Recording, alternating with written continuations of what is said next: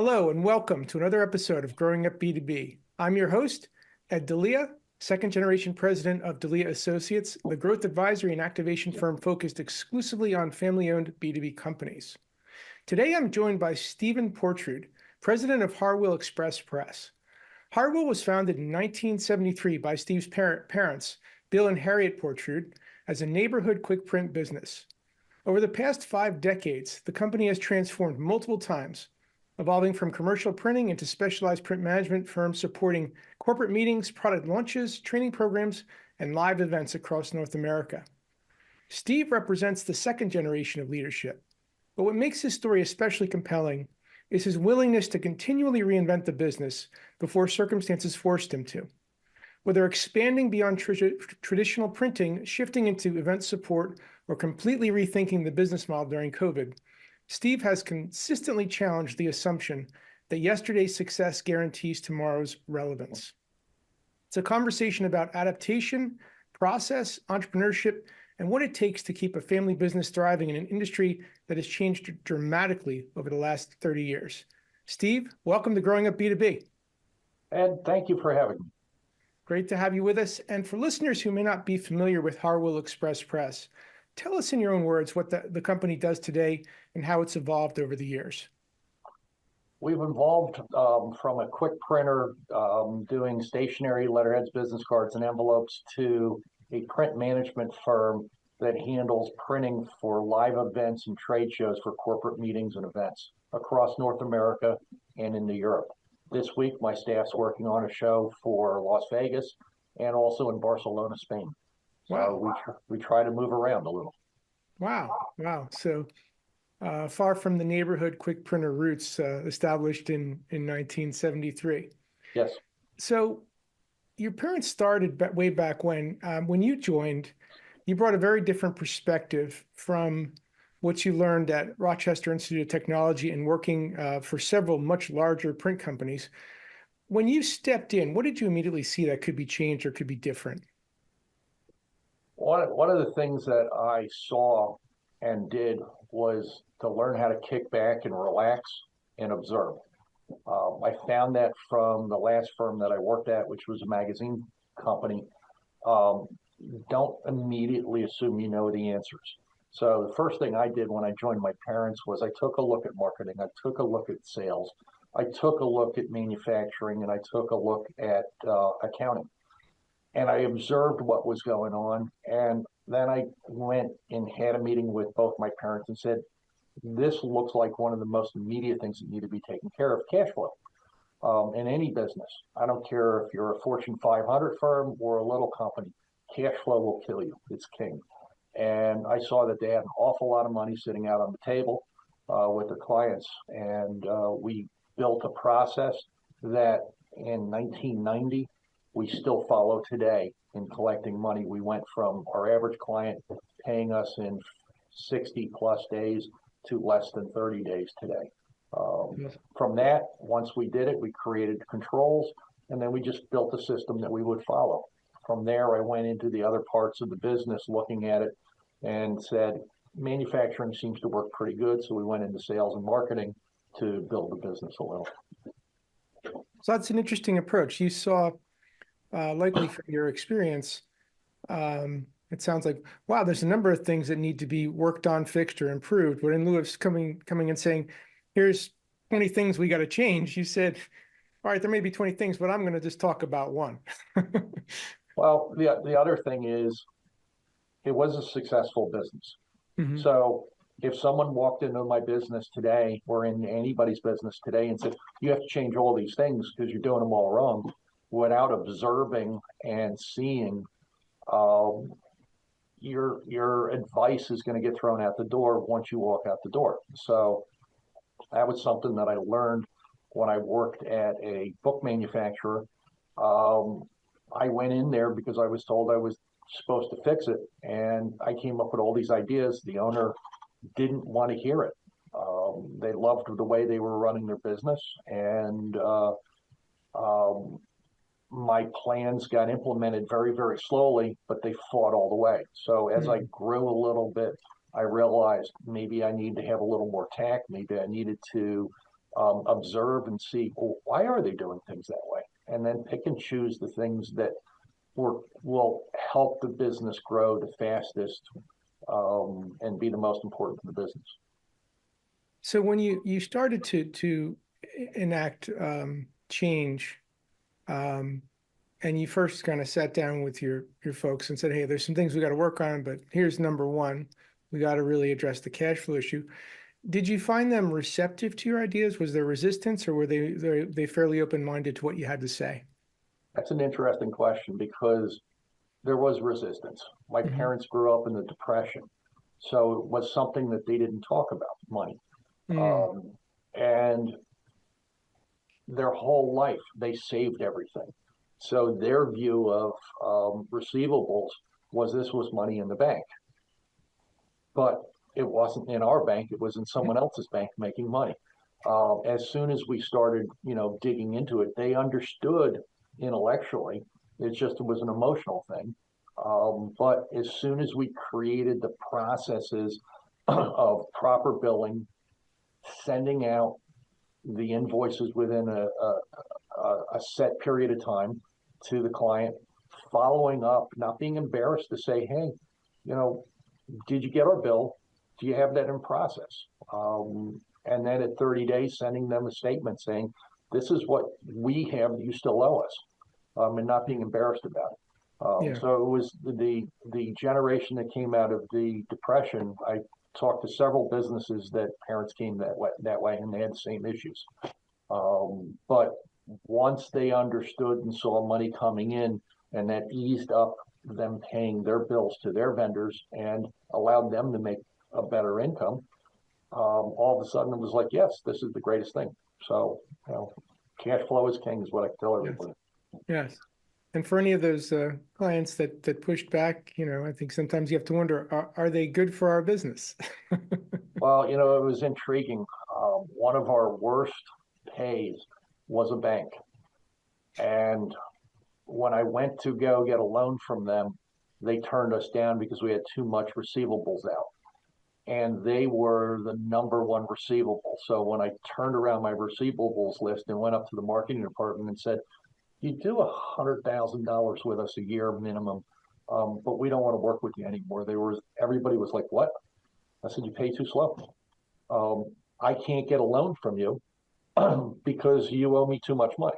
I said, it's kind of funny, but all of a sudden, the marketing department got me a meeting with the payables department. We got paid fast. We continued to do work.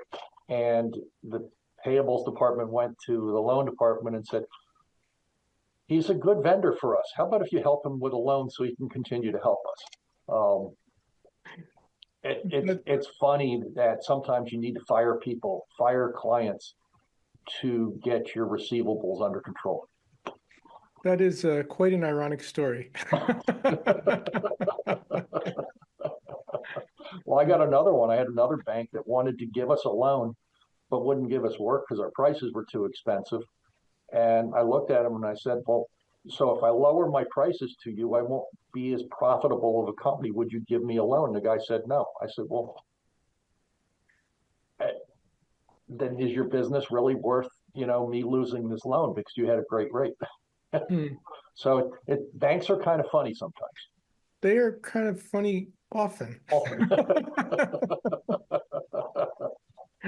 Um, and I shouldn't knock them too much because they obviously play an important part in our businesses, in our Yes. growth, and all the things that we need to do to function as a healthy business. But yeah, sometimes the little anomalies are intriguing to me as well.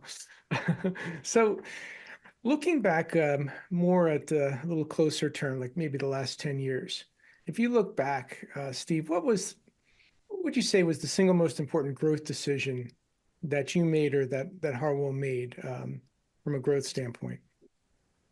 It it's going to be a statement that's going to probably confuse a lot of people. Not to grow for growth's sake.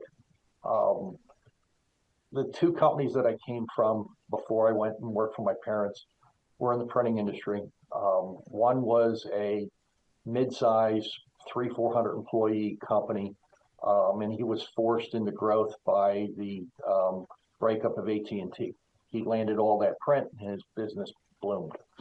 Um, but it wasn't sustainable. As soon as that business ended, his business imploded, and I was brought in at the end of that imploding, not realizing and watching what was going on. And then also, I worked for a company that had 10 or 15 printing plants up and down the East Coast. My dad went on the same vacations that that owner did.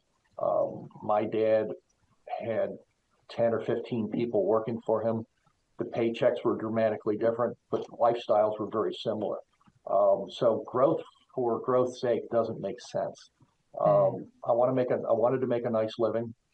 I wanted to be the parent that went to every one of their kids' in-school activities. I wanted to be, that mom that would, that homeroom mom that would go to the kids' schools and do things. I love that. I have a great relationship with my kids because of that and their friends, but it also cost me growth. But that growth I don't regret because I'll never be able to get that time back if I didn't do that. And my family was most important. So growth for growth's sake is not the smart move. You need to figure out if you're working for a lifestyle or if you're looking to, you have all these technology companies that build it because someone's going to buy it. 9.9999 out of 10 businesses will never, ever sell that way. So why try and build that 1/1000000000 of a percent of a business? Why don't you enjoy your life and enjoy it? So I have had a great life. I got 2 great kids. I have a wonderful wife, and I don't regret anything that I've done. And at the end of the day, the money's still in the bank, so I've done well. That's made several great points. And I think one I'd like to kind of dig into deeper is, would you say, and if so, how, that being a better family man to your kids, to your wife, makes you a better leader? I went home the other day because I was upset with one of my employees. I talked with my wife, and she looked at me and says, just take him out to lunch. Stop being angry. Just take him out to lunch. And we went out to lunch and we straightened everything out. It was a misunderstanding. And all of the tension and angst that I had going into my body went away right after lunch. I felt great. We need to listen to our kids and to our family on what's going on. My older daughter is my therapist. She's a psychiatrist, and she and I have drive time conversations. My youngest one is in sales, and I'm her mentor in sales, and we have drive time conversations. I love those times. I also talk with my clients as I drive home. But if one of my kids calls, that's the most important thing in my life. And they're 30 and 33. I have 3 other kids from my wife's past, and they pick up the phone. We would end this conversation right now if one of them called. I hate to tell you, because the kids are most important. I just became a grandpa over the weekend. Congratulations. Lovely little young girl, and it's one of Julie's sons, but he's my son too. And it's all about family. So my staff is also my family. And this is going to sound strange, so are my clients. I love my clients. I don't work with people that I don't like. There's no sense in the amount of time that we all spend as business owners not enjoying the people that you're with. So I have a close-knit staff. The youngest person that worked for me, meaning time-wise, was 12 or 13 years. He just left a couple of years ago because he had an opportunity to go to South Carolina. My average person here is here for about 30 years. So, they're family. Yeah. Wow. Thank you for sharing that. Some really Powerful takeaways for our listenership for sure. And I don't think anyone on this show has ever quite framed it that way. So I truly appreciate that. Going back to a conversation we had before this episode, you made a statement kind of looking back, and you said, and I want you to kind of give it some context and color for us, but you said, if I'm still doing this, I'll be out of business. And that's a pretty bold realization. So give us some color on that, Steve. What was going on at the time? What were you seeing? And what was convincing you that, hey, the business has to change? I've had a lot of clients, a lot of prospects, a lot of people tell me that printing's going out of business. Um, Hearing that from the mid 90s, going through the high tech boom, um, I found a song that became my mantra. Um, Video killed the radio star. Um, Radio's doing unbelievable today. And when they were talking video back in the 90s, they were talking about television. Traditional television is dying, and I'm not going to say that it's dying, but it's changing. Cable came around, then all the internet came around, and then you got podcasts. So when people kept telling me this, I had to step back for a little bit and look at what my clients and my customer base, prospect base was doing and how they were consuming information that I was providing to them. We were a traditional printer, so we gave them information in paper and we used traditional printing presses. I woke up one day saying, if I still am running traditional printing presses in 5 years, I'll be out of business because technology is changing. My clients are changing. My competition is changing. Where it was John's Printing down the road, it became Staples or FedEx or Kinko's. Today, because of the changes, those are no longer my competition. My competition are much bigger companies. But I took a look at what I was doing. I had that same aha moment about 4 years ago going into COVID. If I'm running traditional manufacturing using digital printing presses, which we do today, I'll be out of business. So I took that opportunity during COVID to rethink my business and rewrite a business plan. And I completely rethought it. I went from a manufacturing mentality, I have presses, I have steel, to my clients don't care. What they want to know is, can I listen to what they want? Can I figure out how to deliver what they want at a competitive price? I don't need to be the lowest price, but I need to be competitive. And can I stand behind the quality of what they need? Instead of trying to fit them into a cookie cutter of what I did, I now opened up the areas. So as soon as I realized I needed to get out of a lot of that manufacturing, I also had to think through, I need to change my business plan. And in doing that, I had a great opportunity during COVID, because the world stopped, to actually step back and rethink it. COVID was a great problem for my company. The federal government and the state gave us a lot of money, so we have to thank them for that. We rethought our business and went into our customers and said, I'm a printing company, but let's rethink this whole thing. You're still bringing, one big part of our business is pharmaceutical launches, bringing out new drugs.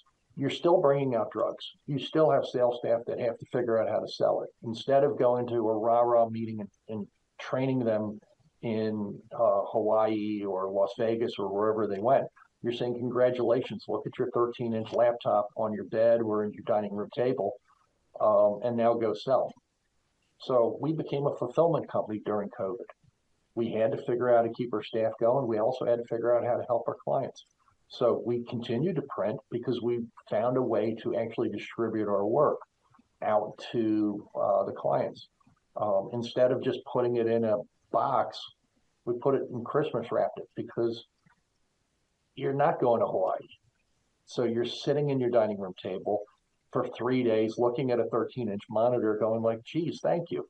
So we created this thing that we called big hug boxes that were several 100,000 went out during COVID. And to this day, we still send them out to people.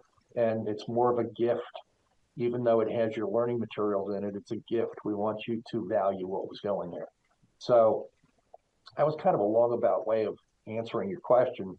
But it all rolled together because it was several years of ahas going, how do I change? And if you don't constantly look at your business, stop chasing technology. Start looking to your clients and find out what they're doing. There's too many people that are running around today thinking that technology is going to replace their employees. Maybe we should stop replacing our employees and find out, well, how can we train our employees to be better? I remember the high-tech boom and bust. The high-tech boom was going to make all of our world easier with computers. I don't know. I'm now available to my clients and to my staff 24 hours a day. I don't know how that got easier. It's an interesting question for someone to come back and answer, 10, 15 years down the road, how going from an 8-hour, 10-hour day went to 24 hours and it made it easier. We were allowed to do 3 people's worth of work with one person because we gave them technology. But is all of that technology growth good for us? So we have to kind of take a look at some of that. That's a great perspective, for sure. Let me ask you something. As you started to make this shift, and it sounded like COVID afforded you the deep think time to really get clear on where you were going. You mentioned you have a lot of longstanding personnel, some 30 years. How did they, when you went out to them and said, "Hey, we're making some changes. We're going to pivot. We're going to move in some new directions as an organization." How did they take the news, Steve? How did they receive that? Some took it very well, some didn't. The COVID was devastating to everyone, including my staff. I tried as long as possible not to lay anybody off, and to the detriment of my own income and my own bank account. When it got to the point where I couldn't do it anymore, I figured a way of them at least making the exact same amount of money by utilizing the government's money, by working 3 days a week and getting paid 2 days a week. We stumbled through it. We're back. My staff saw how much it hurt me when I did that. And it was a very honest answer to them on what we had to do. When I was building the business plan, I got their insight into it. It wasn't, I was in a closed vessel. I knew that my staff was going to thin down, and my goal was to get my staff to, I had an older staff going through COVID. I had one young man that I just hired when I came into COVID, basically out of college. Everybody else was in their late 50s, 60s. My answer to everybody was, I want to get you to 67. And my last employee will get 67 in February next year. From that point, the business would change from being a true manufacturing wood office to a virtual business where we outsource everything. And at that point, people were asked, if you want to come back in and work in that situation, let's talk about it and figure out how we can give you that space at your home or get you an office someplace that you can work. But this way, we're not all anchored to it. 2 of the people retired. One of my staff decided that he wanted to move to North Carolina or South Carolina with his wife's family, and the other two are still here. One's taking retirement in September because she's 67, and the other one, he's found someone in his life in Florida. So everything's working out. Nobody got angry. My timeline worked out fine, and um, they're moving on with their life. It was, I had some help with a couple people coming in and helping me present it to my staff, um, and how we can help them through this transition also. So it was a lot of my ideas with a lot of their intake, and I Mhm. massaged it. And then when I presented it, they already knew it was coming. Mhm.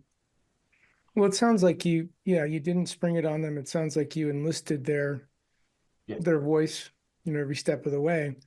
So when you did say, okay, this is what we're doing, it wasn't, something that dropped out of the sky. It's something that right. had been a dialogue that was moving forward for Yeah, some period of time. yeah. As you look back now, any regrets? Do you feel you made the right call? No. No. Um, it's been a proven model over the last, 3 or 4 years. We've been implementing it. We've been implementing a lot of it before I had that change of business plan anyways. Um, I'm looking forward to continue to travel. One of the reasons that I wanted to do this is I have the ability to service my clients from anywhere in the world. COVID taught all of us that the technology is there. Mm, As much as I don't like technology, technology is there and it's wonderful because we couldn't have this conversation if we didn't have it. That I can help my clients from anywhere in the world. Um, they don't care if I manufacture it, but they also don't care if I'm sitting next to them mm, because they're not sitting in their buildings a lot of times either. So um, I now can. I was in Hawaii hiking on a volcano in April, talking with a client on planning out an event for them. I've done it in Alaska. I've done it all over the world, and this change will allow me to continue to service my clients, but also allow me to have some of the freedom in my life that I'm looking for. that's awesome. That's really great. The Going back to your background before coming in as the second gen at Harwill, and working with some of the large scale printing operations. Um, we talked before this conversation about how you often look to break every project into critical components. Mm-hmm. So, talk about did that come into play as you were starting to make this pivot? Was that how your mind was working at it and saying, uh, not unlike what you did with your folks when you said, "Oh, there's a lot of things that need to change, but let's start with the most critical first step," and then we'll take other steps from there. Was the process of transformation similar, Steve? Like you said, all right, here's what we're doing, but here's what's going to happen tomorrow. Like, Yeah. It, I had to, and I continue to do, break jobs down or projects down into smaller components. Um, you know, nobody knows how to build a full car. There's a zillion pieces in a car. Nobody knows how to build anything when you really look at it. They know how to buy the different parts and then assemble it. But I had to learn over the time to look at large projects, break them down into components, and then either execute on that component or delegate that part out to someone. And then I had to step back and watch all the parts be brought together. Um, that's a very important thing to look at in any business. The one person can't do everything. So you have to figure out how to break things down and hand them off to different people. Um, in the printing industry, machinery is very expensive. So instead of having all the machinery, We all outsource work to other people, but we still have to take the responsibility for it. And that gets very difficult sometimes to be able to delegate out that work to someone else, either it be a staff member or a different business. But I had to learn how to do that and follow that. And COVID and with the change of our business, I had to learn how to do that a little better. So that was my goalpost that I had to jump over the last 3 or 4 years, and I think I've done a pretty good job of working through that. For sure. So every generation, and after 120 or more episodes, we hear all kinds of different challenges. Every generation, though, seems to inherit a different challenge. So in your case, your parents built the company. You, as the next generation, reinvented the company. When you think about today's rising generation of family business leaders, what do you think, if you were to aggregate it, what is their defining challenge? What's the defining challenge of the next generation coming up right now? You have 2 eyes, 2 ears, 1 mouth. Use them. Stop talking. Stop looking at technology. Start understanding your staff. Start understanding people. Start understanding your clients, and treat them with respect and help them grow, and they'll help you grow. We use technology as a tool, and sometimes it becomes a boat anchor because we use it too much. I hope the next generation will look at technology as a tool, but not as an all-inclusive answer to everything. You have to look at people. Your clients are people, your staff are people, your family are people, and you have to give them respect where it's due. You have to listen to them. You have to help them. You have to mentor them. You have to train them. And with that, you also have to listen to them, because they all have opinions, and they all might not be right. But when you sit down and you listen to those opinions, you might actually have your opinion changed. So when you take over the next part of your parents' business, take a look at it from a view of, I got Johnny and Billy and Mary and Fred working for us. They don't know anything. They're working for you for a reason, and they're giving you money, getting you money from your clients for a reason. Your clients don't know anything. Well, maybe you should step back and look at that and see what they actually do know, because you might be able to learn from them. They might not know your business, but they know their business. And that once you start learning that and stop looking at technology and start looking at people, your business will grow. That's awesome. Yes, for sure. I think a lot of times the next generation comes in with maybe a touch of I know it all arrogance, but what they really need to be coming to the table with is genuine, balanced curiosity. Yeah. Asking questions is always okay. Coming in to make change for change's sake, sometimes not okay. It's at 20, in your 20s, you haven't learned humility. You haven't learned a lot of things. You have to learn that over time. Sure. So we have been talking and touching on technology, and certainly you have a very pragmatic view of technology and where it sits. But as we think about family-governed B2B companies, to what extent do you think they might be underestimating the technology shift going on right now? So I'm talking about predominantly the AI and automation movement, if you will. That's an interesting question. AI is a tool. The internet's a tool. Software is a tool. Everything is a tool. If your coffee cup that you're using right now is a tool, it's a tool to get a flavored liquid to your mouth to nourish you. If AI is everything, then we need to go and get little cones of silence from Get Smart, and all of us walk around in them, because AI is going to give us everything. It's not. It's not going to be there. It's a tool to give you information. It can give you correct information and it can give you wrong information. It can give you a lot of information too fast.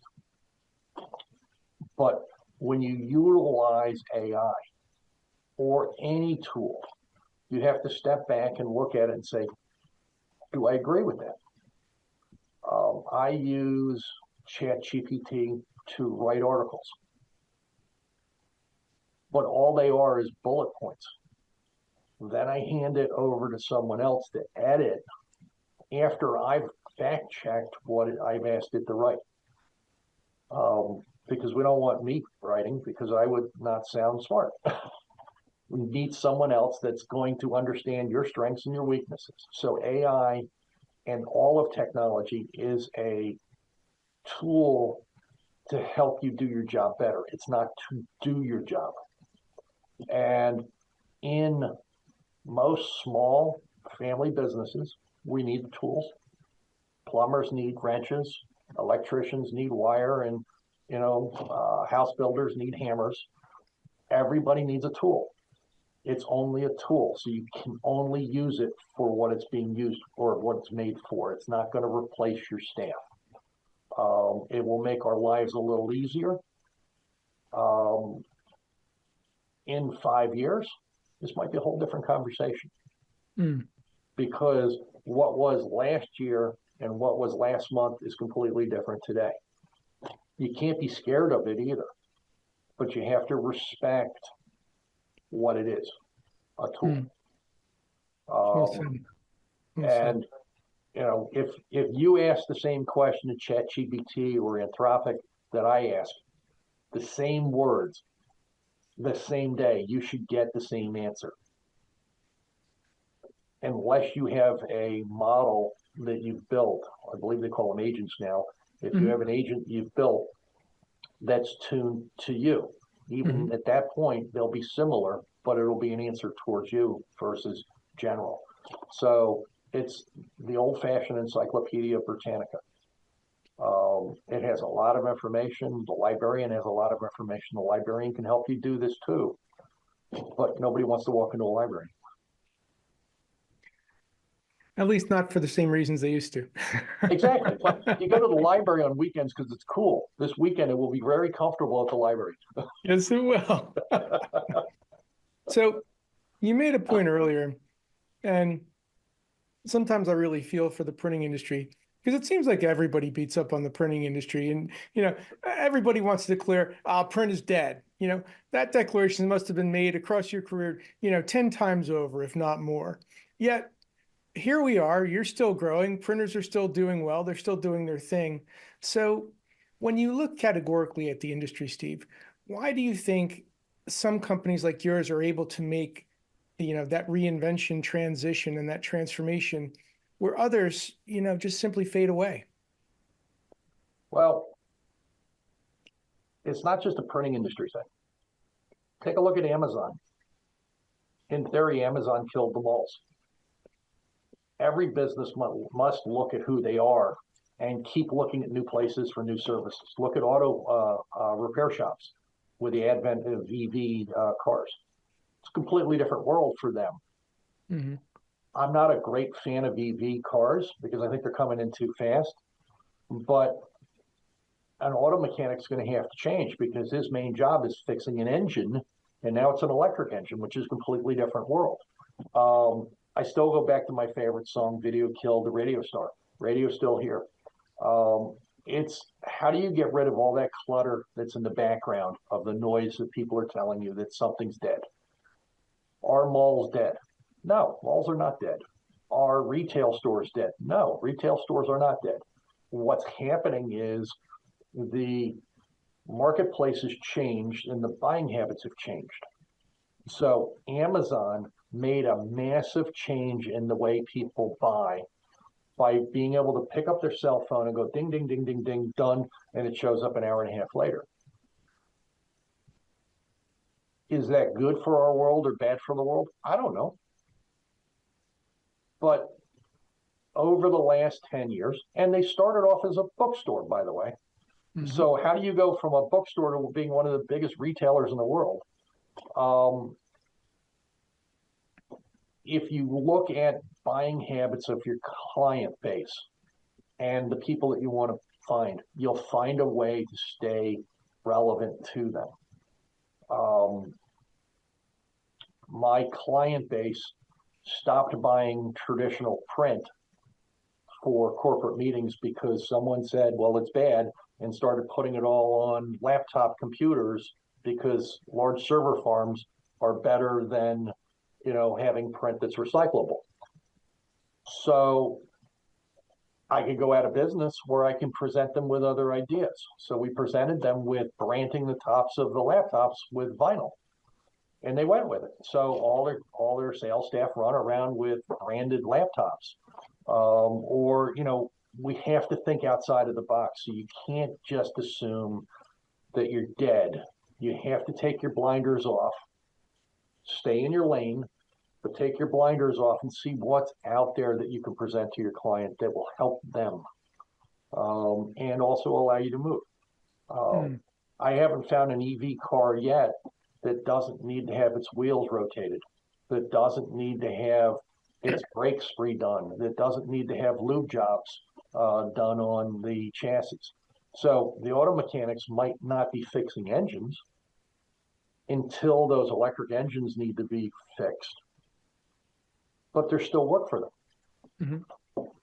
So, I think every business, not just printing, every business has to relook at, on an ongoing basis, what makes them relevant to their client base. Awesome. And speaking of client base, so today you service agencies, you service corporate event teams, and you're supporting a number of Fortune 500 companies with events, product launches, and supporting that activity. How have, on the client side, from your perspective, Steve, how have their expectations changed, or how do you anticipate them continuing to shift in the years ahead? We talked about some of it. Technology is coming in and allowing virtual meetings, so people are staying home. Why do I need to fly them to some place? They're also finding that the virtual has limitations, attention span. They're finding that when they have a group of people in a room, they can observe better the group of people and see who need help. When they're at home, you can't do that. But the client expectations for me is, how do I help my clients teach their staff in a lot of the corporate trainings things that we do? How do we help our clients sell things or market things through trade shows? When you do a virtual trade show, which happened during COVID, it didn't work well. But I've also packaged up a virtual trade show and sent it to a pharmaceutical person that we were trying to get into, and another client was trying to get into. And we asked them to set these pieces up for us. So we got buy-in from them on a sales meeting. And then we sat on a Zoom meeting and had a Zoom meeting with them. And then 2 hours later, I actually knocked on the guy's door to pick the stuff up. And he says, "You're in California?" I said, "Yep, why wouldn't I be? We sat in a hotel room because you wouldn't let us get into a meeting. But now I've got a meeting with you." And, sometimes you have to think outside the box. Our agencies, our client base is looking for us. It's such an old statement to think outside the box, but sometimes you do have to. Sometimes you got to think inside the box too, and stay within your lane that everybody wants you to stay into. But how do you get someone's attention? And over the next 5 years, I plan on flying more. And when I go someplace, I go and knock on a door for someone and say, "Hey, I'm in your town. I'm trying to make a meeting with you." The East Coast has got a lot of business for me, but so does the West Coast. Our third largest clients in San Francisco. So, and they have us do work in New York, which is crazy. But, go out and knock on their doors. And I don't think things are going to change dramatically over the next 5 years, other than things like Zoom are going to allow us to be more free, and technology will allow us to be more free to have meetings and help our clients a little easier. But we still have to do the same thing. We still have to think.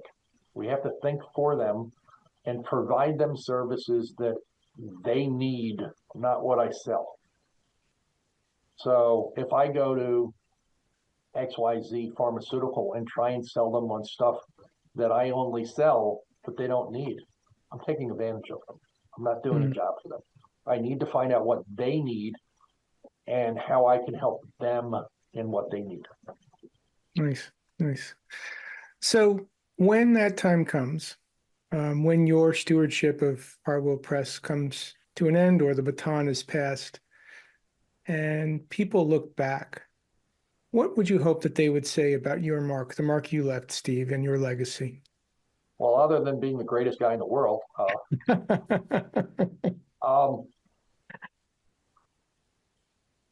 I want them to know of me as a friend.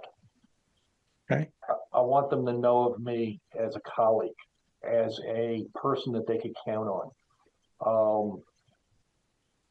Someone that never took advantage of them, that was honestly looking to help them.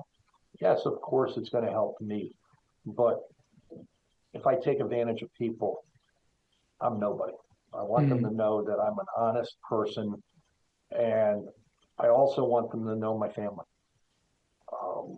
My customers and my staff know my family. I've met them. It's part of who I am. That's what I want people to know. Awesome. And I would add to all that, an incredibly easy person to talk to, because I've found that I've been hanging on your every word today. And I feel like we could probably talk for another hour, although we do have to wrap up soon. So if I may ask one more question, Sure. If any of our listeners wanted to connect with you or to learn more about Harwill Express Press, what's the best way for them to do that?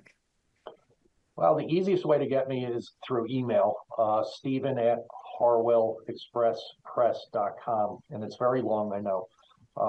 It'll be in the show notes if you want to catch up with me. You can also call our phone number, 609-895-1955. If you have an old-fashioned phone, it still works. They bring here. But we're here for you. Our website also is harwillexpresspress.com. There's a link up there. You can say, contact me, and we'll reach out to you. Once you start working with us, we give you our cell numbers, and you reach out to us all day long, and we're here for you. Nice. Thank you. Well, to wrap up, Steve, what's really resonating is that longevity in business across multiple generations is certainly not about protecting yesterday's business model. It's about recognizing change early enough and then having the courage and the fortitude to reinvent the business before either somebody else does it for you or before the business becomes obsolete. For family business especially, that requires the confidence to honor what the previous generations built, while also having the courage to challenge assumptions that no longer serve the future. So Steve, thank you so much for your brutal honesty, your candor, and for sharing your wonderful story and perspective. Again, we've been speaking with Steve Portrude, President of Harwill Express Press, and I'm your host, Ed Delia, and this has been another episode of Growing Up B2B. Thank you so much for listening, and we'll see you next time. Steve, thanks so much for joining us today. Ed, thank you. Hey, thanks so much for tuning into Growing Up B2B.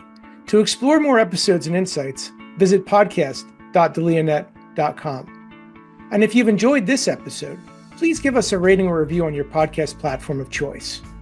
Having worked with hundreds of family-led businesses across my career, and being a second-generation leader myself, I'm on a mission to help every family business I meet achieve next-level growth for their organization. So feel free also to connect with me on LinkedIn, and let's support each other. You can also find out more about my company at delianet.com. Again, I'm your host, Ed Delia, and thanks so much for joining us today. Take care.